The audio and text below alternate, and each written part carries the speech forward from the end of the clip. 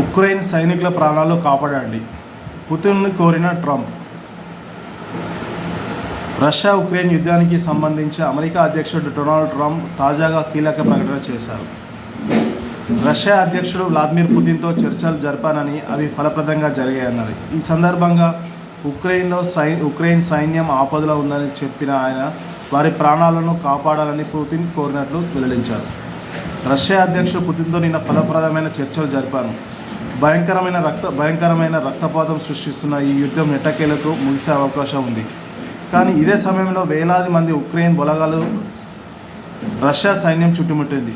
వారంతా ప్రస్తుతం ఆపదలో ఉన్నారు. వారి ప్రాణాలను కాపాడాలని పుతిన్ను గట్టిగా అభ్యర్థించారు.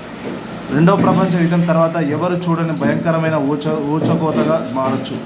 వారికి భగవంతుడు అండగా ఉంటాడని ఆశిస్తున్నాం అని డొనాల్డ్ ట్రంప్ వెల్లడించారు.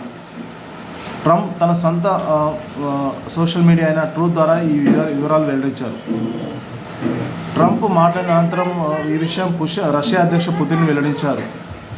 ఉక్రెయిన్ బలగాలు లొంగిపోతే ఖచ్చితంగా వారిని ప్రాణాలతో కాపాడుతానని తెలిపారు. మరోవైపు అమెరికా ప్రతిపాదించిన 30 రోజుల కాల్పుల విరమణ ఒప్పందంపై పుతిన్ స్పందిస్తూ అందుకు అనుకూలంగా మాట్లాడారు. ఈ కాల్పుల విరమణ అనేది శాశ్వత శాంతికి దారితీయాలని, సంఘర్షణలకు మూల కారణాలు పరిష్కరించాలని ఇలా స్పందించిన కొన్ని గంటలకే ట్రంప్తో సంభాషించినట్లు వెల్లడైంది.